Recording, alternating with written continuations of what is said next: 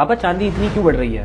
बेटा किसी भी चीज के बढ़ने का एक ही रीजन होता है कि उसकी डिमांड बढ़ रही है। अब डिमांड क्यों बढ़ रही है इस पे मैं थोड़ा सा समझा देता हूँ आपको। पहले क्या होता था कि चांदी यूज होती थी केवल ऑर्नामेंट्स में और थोड़ा सा हिस्सा यूज होता था इन्वेस्टमेंट में और थोड़ा सा हिस्सा यूज होता था इंडस्ट्रियल यूज में। लेकिन अब क्या हो रहा है बेटा, चांदी के नए नए यूजेस निकल के आ गए हैं। Because silver is a very good conductor of electricity, यानी कि सिल्वर में रेजिस्टेंस ऑलमोस्ट ना के बराबर है, तो इसमें कंडक्टिविटी बहुत अच्छी है। अभी सबसे पहली जो डिमांड बढ़ने का कारण है वो बेटा ये है कि जो ईवी कार्स हैं उसकी जो बैटरी है उस हर बैटरी में 1 किलो चांदी लगने लगेगी। सैमसंग ने और BMW ने मिलकर एक बैटरी का इन्वेंशन किया है जिससे कि 9 मिनट चार्जिंग में कार चलेगी 900 किलोमीटर।